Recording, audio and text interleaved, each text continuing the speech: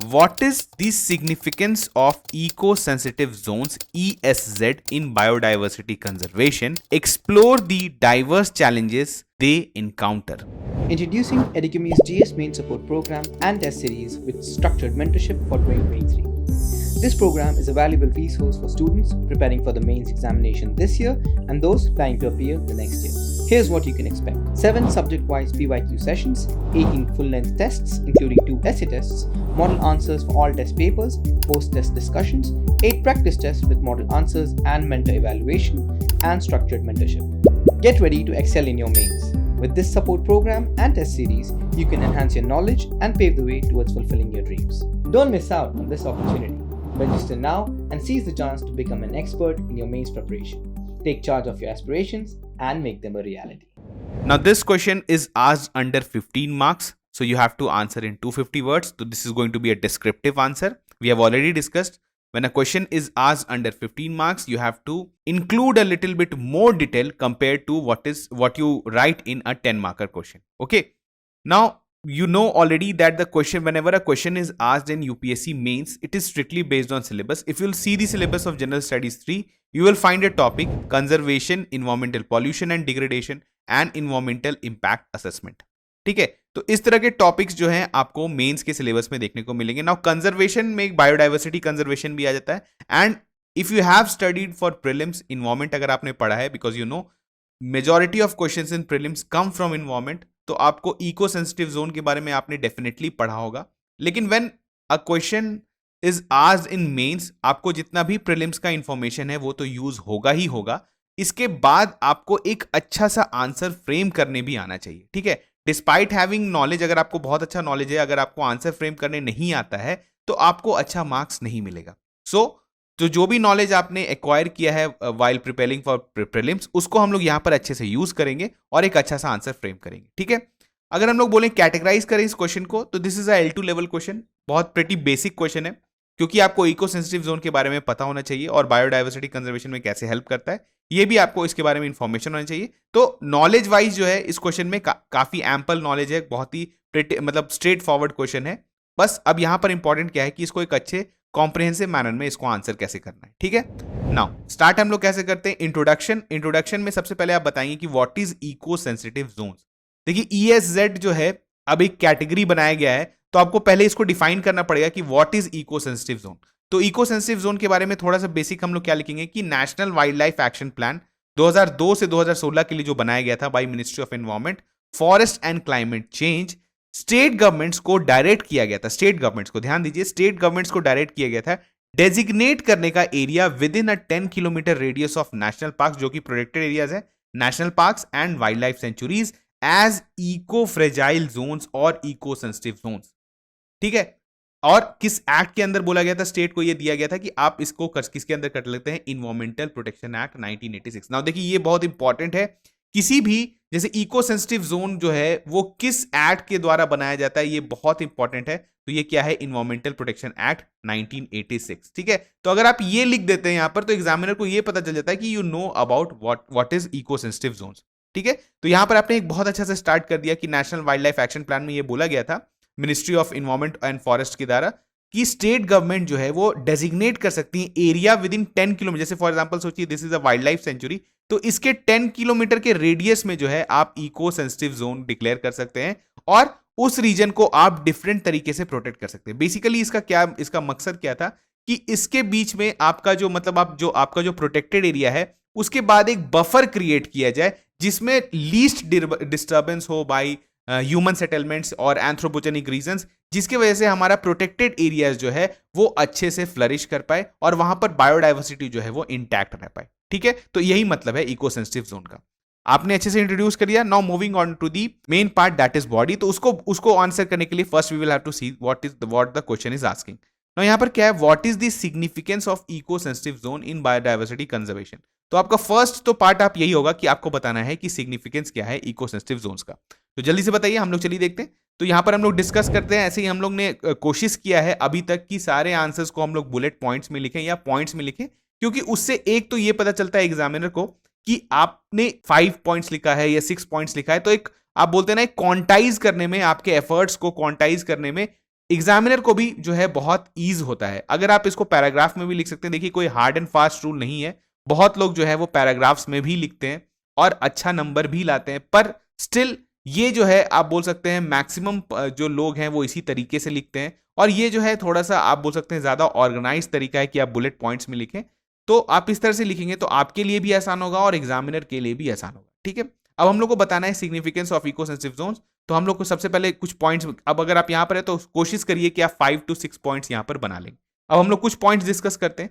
For example जो है minimising development impact. आपको पता है कि डेवलपमेंट इकोनॉमिक डेवलपमेंट जैसे कि creation of roads, dams, factories, industries, इसको हम लोग मिनिमाइज नहीं कर सकते हैं। ठीक है, मतलब इसका क्योंकि ये अभी नीड ऑफ द आवर है, तो उसके लिए ऑब्वियसली वी नीड लैंड, हमें ज्यादा लैंड चाहिए। लैंड के लिए हमें क्या होगा कि हमें फॉरेस्ट क्लियर करना पड़ेगा। अब हम वैसे भी फॉरेस्ट क्लियर करेंगे जो कि आपके विसिनिटी में हो, किसी प्रोटेक्टेड एरिया के। फॉर एग्जांपल आपको पता है वाइल्ड लाइफ सेंचुरी के आसपास भी बहुत सारे ह्यूमन सेटलमेंट्स होते हैं या बहुत सारे इकोनॉमिक एक्टिविटीज ऐसे होते हैं जिसके वजह से उन पर इफेक्ट पड़ सकता है। तो अगर हम लोग उस रीजन में इको सेंसिटिव जोन डिक्लेयर कर देते हैं तो वहां पर क्या होता है, जो डेवलपमेंट की वजह से जो इंपैक्ट्स आता है ऑन प्रोटेक्टेड एरियाज, उसको हम लोग मिनिमाइज कर सकते हैं और बहुत के एरियाज में उसको मिटिगेट भी कर सकते हैं। तो पहला जो है ये आप बोल सकते हैं this is the one of the most important significance कि डेवलपमेंटल एक्टिविटीज होंगे लेकिन उसके बावजूद उनका जो इंपैक्ट है उसको मिनिमाइज किया जा सकता है। Now the second important point है कि अगर हम लोग इस तरह से करते हैं तो ये इन सीटू कंजर्वेशन में भी बहुत मदद करता है। इन सीटू कंजर्वेशन किसका? Of endangered species. अगर आप देखेंगे जैसे अगर ESZ की बात करें, इको सेंसिटिव जोन की बात करें, तो यहां पर ESZ ने काफी ज्यादा सपोर्ट किया है conservation effort of iconic species like one horn rhino in Kaziranga national park. Kaziranga national park के जो है in and around eco sensitive zone जो डिक्लेयर किया गया है, जो क्रिएट किया गया है, उसके वजह से इनका इन सीटू कंजर्वेशन बहुत अच्छा से हुआ है। और अगर आप देखेंगे तो वहां अगर आप अक्सर वीडियोस में, फोटोज में देखते हैं कि वहां पर रोड्स बने हुए हैं, ठीक है, लोग ट्रैवल करते हैं, लेकिन बहुत ही मिनिमल आप बोल सकते हैं एनिमल और ह्यूमन कंफ्लिक्ट है due to creation of ESZ। तो इसकी वजह से क्या हुआ कि उनका पॉपुलेशन भी इंक्रीज किया है, वन हॉर्न राइनो का पॉपुलेशन काफी इंक्रीज हुआ है और एक सक्सेसफुल कंजर्वेशन प्रोसेस है वहां पर। तो अगेन द सेकंड सिग्निफिकेंस है कि इन सीटू कंजर्वेशन में ही हमें मदद करते हैं eco sensitive zones. Now moving on to the third importance, minimising forest depletion and man animal conflicts. हमने देखा कि अगर आप ESZ को अगर इंटैक्ट रहने देते हैं तो एक तरह से तो आपने फॉरेस्ट वहां पर, क्योंकि फॉरेस्ट अगर आप एकदम रैम्पेंट अगर वहां पर से आप कटिंग कर देंगे तो आपको पता है कि फिर आपके प्रोटेक्टेड एरियाज भी जो है वो अफेक्टेड होने लगेंगे, वहां का भी बायोडाइवर्सिटी अफेक्टेड होने लगेगा। तो यहां पर क्या होता है, ESZ जब आप डिक्लेयर कर देते हैं तो आप फॉरेस्ट डिप्लीशन को भी एक तरह से रोक देते हैं, ठीक है, क्योंकि आप स्टैब्लिश कर देते हैं buffer zone around protected areas, और जो है इस तरह से आपको करते हैं, ये मिनिमाइज करता है इंक्रोचमेंट, इलीगल लॉगिंग और other activities that can lead to habitat degradation. देखिए फॉरेस्ट डिप्लीशन कैसे होता है, ह्यूमन एक्टिविटीज के द्वारा। अगर आप इलीगल कटिंग ऑफ ट्रीज कर रहे हैं, इंक्रोचमेंट कर रहे हैं, ठीक है, तो इस सब चीज को अगर ESZ डिक्लेयर कर दिया जाता है तो उससे क्या होगा कि ये सब एक्टिविटीज पे एक तरह से स्टे हो जाता है, ठीक है, और एक तरह से मॉनिटरिंग भी होता है क्योंकि गवर्नमेंट मॉनिटर करती है इको सेंसिटिव जोन्स को। तो उसके वजह से क्या होता है कि आपके पूरे रीजन का जो है एक तरह से हैबिटेट इंटैक्ट रहता है और डिग्रेडेशन से बच जाता है, क्योंकि वंस अगर ट्रीज कटने लगते हैं तो बहुत सारा habitat with in protected areas भी जो है आपका, जो आप बोल सकते हैं एक तरह से डिग्रेड हो जाता है। इसके बाद कुछ और सिग्निफिकेंस कैसे डिक्लेयर मतलब डिस्कस कर सकते हैं, कोर एंड बफर मॉडल, ठीक है, by extending protection beyond the core areas, local communities living in and around ESZ are also benefited as their livelihood can be sustained through regulated and sustainable use of natural resources. इसका मतलब क्या हुआ कि आपको पता है ESZ भी जो है एक कोर एंड बफर मॉडल पे ही काम करता है। आपके कोर में जो है दैट इज आपका प्रोटेक्टेड एरिया जो वाइल्ड लाइफ सेंचुरी है और जो आपके नेशनल पार्क्स है, और बफर एरिया में जो है जिसको हम लोग इको सेंसिटिव जोन डिक्लेयर किए हैं, वहां पर भी क्या है आपके कुछ रेस्ट्रिक्टेड ह्यूमन एक्टिविटीज होते हैं, जिसके वजह से क्या होता है कि वहां पर के जो लोग हैं उनको कुछ लाइवलीहुड्स का जो है आपको बोल सकते हैं मौका मिल जाता है। बिल्कुल रेस्ट्रिक्ट नहीं करना है, ऑब्वियसली इको सेंसिटिव जोन में क्या है कि we are creating a balance between human and animal, ठीक है।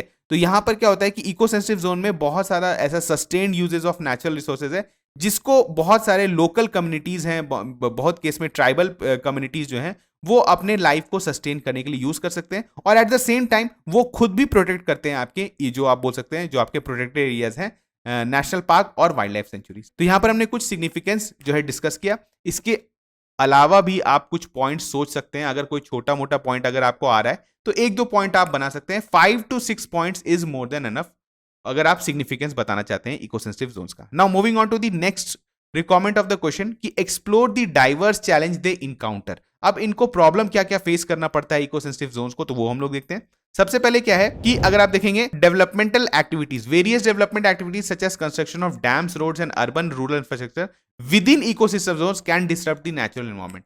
अगेन इको सेंसिटिव जोन को बनाया ही इसलिए गया था कि यहां पर डेवलपमेंट जो है उसको मिनिमाइज किया जाए और एक तरह से बैलेंस क्रिएट किया जाए। लेकिन क्या होता है, आपको पता है डेवलपमेंटल एक्टिविटीज जो है वो स्टेट के हाथ में रहता है, और स्टेट जो है इकोनॉमिक एक्टिविटीज को हमेशा तरजीह ज्यादा देती है हर केस में, क्योंकि आपको पता है नीड ऑफ द आवर है, आपको न्यू जॉब्स क्रिएट करना है, आपको इंफ्रास्ट्रक्चर क्रिएट करना है। तो उस केस में कभी कभी क्या होता है कि इको सेंसिटिव जोन्स जो है वो काफी ज्यादा नेग्लेक्ट हो जाता है। अगर आप इसका प्राइमरी एग्जांपल देखना चाहते हैं तो आप वेस्टर्न घाट्स को देख सकते हैं। ठीक है, वेस्टर्न घाट के बारे में हम लोग आगे भी देखेंगे। और आपको पता है वेस्टर्न घाट में दो बहुत इंपॉर्टेंट कमिटी है regarding eco sensitive zones, that is Kasturirangan committee and Gadgil committee है। तो आप इसको भी कहीं जरूर मेंशन करें जब भी इको सेंसिटिव जोन के बारे में कोई भी क्वेश्चन आए, तो इन दोनों कमेटी के फाइंडिंग्स को डेफिनेटली आप लिख सकते हैं, या इवन अगर आप सिर्फ कमेटी को कोट करते हैं तो ये बहुत इफेक्टिव आंसर बनता है। दूसरा देखते हैं क्या थ्रेड है, governance and legislation, inadequate recognition of the rights of the forest communities and insufficient measures to combat poaching undermine the effectiveness of ESZ. अब देखिए होता क्या है कि इको सेंसिटिव जोन्स डिक्लेयर किया जाता है, वहां पर लिमिटेड ह्यूमन एक्टिविटीज होता है, लेकिन वहां पर स्टिल ह्यूमंस एग्जिस्ट करते हैं, ह्यूमन सेटलमेंट्स रहती हैं। तो अब क्या होता है कि वहां पर अगर प्रॉपर गवर्नेंस नहीं है, प्रॉपर लेजिस्लेशन नहीं किया गया है और उनका राइट्स ऑफ फॉरेस्ट को रिकॉग्नाइज नहीं किया गया है, तो वहां पर बहुत इलीगल एक्टिविटीज होने लगते हैं, जैसे पोचिंग। फॉर एग्जाम्पल अगर जो ह्यूमन सेटलमेंट वहां पर है प्रोटेक्टेड एरिया के इन एंड अराउंड, हो सकता है कि उन लोग इलीगल पोचिंग में जो है वो किसी तरह से इन्वॉल्व हो जाए। हो सकता है ना कि एक एनिमल को इलीगली पोच करने लगे फॉर इकोनॉमिक बेनिफिट्स। तो इस तरह की चीजों को थोड़ा सा अच्छे से इंप्लीमेंट करना है, तभी जाके आपका ईएसजेड का कंसेप्ट जो है वो बहुत अच्छे से इफेक्टिव होगा। मतलब उनके राइट्स को आपको रिकॉग्नाइज करना पड़ेगा, कुछ इकोनॉमिक उनको बेनिफिट्स देना पड़ेगा, तब जाके जो है आपका ईएसजेड जो है वो सक्सेसफुल होगा। ठीक है, इसके बाद क्या है, tourism, increasing tourism pressure has. बहुत टाइम क्या होता है कि आपने देखा होगा काजीरंगा पार्क में है या फिर बाकी जगह है, बहुत फ्रीक्वेंट टूरिस्ट साइट्स हो गया है, मतलब फॉरेन के टूरिस्ट भी आते हैं और हमारे जो डोमेस्टिक टूरिज्म भी है वही भी काफी ज्यादा है। वंस अगर आपका टूरिज्म का लोड ज्यादा बढ़ता है किसी भी एरिया में, तो आपको पता है इको सेंसिटिव जोन जो उसके इन एंड अराउंड जो डिक्लेयर किया गया है, वहां पर भी बहुत सारे ऐसे जगह है जहां पर लूप होल्स क्रिएट हो जाते हैं, और उसके वजह से आपका जो पर्पस था ईएसजेड का वो जो है वो डिफीट हो जाता है। तो यहां पर एक ये प्रॉब्लम आप बना सकते हैं। देखिए ये सब पॉइंट्स आपको बनाना पड़ेगा अपने से, क्योंकि आपको पता है कि आप 2 ही 3 पॉइंट सोच पाएंगे, तो आपको सोचना पड़ेगा कि और ईएसजेड में क्या प्रॉब्लम आ सकता है। तो टूरिज्म मतलब पीपल जो है, फॉरेन टूरिस्ट हो या इंडियन टूरिस्ट हो, वो बहुत ज्यादा जो है इस तरह के वाइल्ड लाइफ सफारीज में जाते हैं, जिसकी वजह से जो क्या हो रहा है कि वहां पर जो ईएसजेड्स है उसमें प्रॉब्लम आ रहा है। ठीक है, कुछ और रीजंस देखते हैं। इंट्रोडक्शन ऑफ एक्सोटिक स्पीसीज, देखिए एक्सोटिक स्पीसीज वैसे होते हैं जो कि किसी एरिया में नेटिव नहीं होते हैं। ठीक है, वहां से हम लोग उनको बाहर से लाके प्लांट करते हैं। तो जैसे कुछ है यूकलिप्टस है, डिफरेंट पर्पसेस के लिए दूसरे प्लांटेशन ट्रीज होते हैं, अगर उसको हम लोग किसी जगह लाके प्लांट कर दिए तो वो क्या करते हैं, वो पोज करते हैं threat to naturally occurring forest within ESZ. ठीक है, तो अगर आप ऐसा भी कहीं पे कर रहे हैं कि आप एक्सोटिक स्पीसीज ले आए हैं, ट्रीज अगर आप प्लांट कर दिए, तो वहां पर जो नेचुरल फॉरेस्ट है ईएसजेड का वो डिग्रेड हो सकता है। ठीक है, इसके अलावा एक नॉर्मल पॉइंट है क्लाइमेट चेंज आप बना सकते हैं। ठीक है, बायोडाइवर्सिटी और क्लाइमेट चेंज जो एविडेंट है, तो उसकी वजह से भी ईएसजेड्स को बहुत ज्यादा प्रॉब्लम हो रहा है। तो अगेन ये भी एक आपका बात है, क्योंकि इसकी वजह से क्या हो रहा है, ग्लोबल टेम्परेचर बढ़ रहा है, तो आपको लैंड वाटर और इकोलॉजिकल स्ट्रेस बढ़ रहा है। जब इकोलॉजिकल स्ट्रेस बढ़ेगा तो ईएसजेड पे भी फोर्स मतलब आपका बढ़ेगा, क्योंकि ईएसजेड क्लियर करने का जरूरत पड़ेगा। हो सकता है वहां पर कुछ दूसरे एक्टिविटीज स्टार्ट हो जाए, ह्यूमन सेटलमेंट होने लगे, वाटर के लिए जो है आप बोल सकते हैं ड्रिल बोरिंग्स होने लगे, तो इसी कारण ये सब प्रॉब्लम्स हो सकता है ड्यू टू क्लाइमेट चेंज। ठीक है, इसके बाद एक और पॉइंट आप जोड़ सकते हैं, इन्वेसिव स्पीसीज। अगर किसी इन्वेसिव स्पीसीज का गलती से इंट्रोडक्शन हो गया है किसी इको सेंसिटिव जोन में, तो वो भी उसका जो है डिग्रेडेशन कर सकते हैं। ठीक है, हमने कुछ कॉमन पॉइंट्स बनाया, कुछ जेनरिक पॉइंट्स बनाए हैं। ठीक है, और आपको क्या करना है कि इस तरह के पॉइंट्स को आप एज जनरली होता क्या है, एक थॉट प्रोसेस होता है कि आपको बहुत अच्छे पॉइंट्स लिखने हैं तभी जाके आपको नंबर मिलेगा। नहीं, ऐसा नहीं होता है। इफ यू राइट 2-3 पॉइंट्स, अगर आप बहुत अच्छा लिख रहे हैं तो आप 2-3-4 पॉइंट ऐसा भी लिख सकते हैं जो कि बहुत जेनरिक है लेकिन वैलिड है। ठीक है, क्योंकि आपको अपने नंबर ऑफ पॉइंट्स बढ़ाने हैं, उससे आपको क्या होगा कि आपको जो है एग्जामिनर को लगेगा कि आपने जो है इसको बहुत कॉम्प्रिहेंसिवली कवर किया है। तो हमने यहां पर 2 रिक्वायरमेंट्स को एड्रेस कर दिया। लास्ट में आप कर सकते हैं way forward, promoting eco restoration, raising awareness about ESZ, collaboration at different levels, ठीक है, डिफरेंट सिविल सोसाइटीज के साथ कोलैबोरेशन कर सकते हैं, और गवर्नमेंट रोल जो है सस्टेनेबल डेवलपमेंट में अपना जो है इंक्रीज करना चाहिए, ठीक है, move beyond mere facilitating economic activities for intermediate gain and embrace the role of trustee for the benefits of generic public. ये तो है ही, आपको पता है, सस्टेनेबल डेवलपमेंट की तरफ गवर्नमेंट को मूव करना चाहिए। अगर आप चाहते हैं तो यहां पर कोई एसडीजी को भी, सस्टेनेबल डेवलपमेंट गोल को भी कोट कर सकते हैं, ये भी आपको जो है एक ब्राउनी पॉइंट दिला सकता है, ठीक है। तो यहां पर हमने देखा, एंड लास्ट इज कंक्लूजन, आप इको सेंसिटिव जोन के इंपॉर्टेंस के बारे में बताएं और बताएं कि इसको बैलेंस करना चाहिए डेवलपमेंटल एक्टिविटीज के साथ। ऑब्वियसली डेवलपमेंटल एक्टिविटीज भी इंपॉर्टेंट है, और मैंने ऑलरेडी आपको बोला कि 2 कमिटीज हैं, कटगिल और कस्तूरी रंगन, इसके फाइंडिंग्स को जरूर आप कोट करिए। ये रिलेटेड टू है वेस्टर्न घाट और उसके इन एंड अराउंड जो आपके इको सेंसिटिव जोन्स है, तो उससे रिलेटेड है। इस कमिटी के फाइंडिंग्स को आप यहाँ पे डेफिनेटली लिख सकते हैं,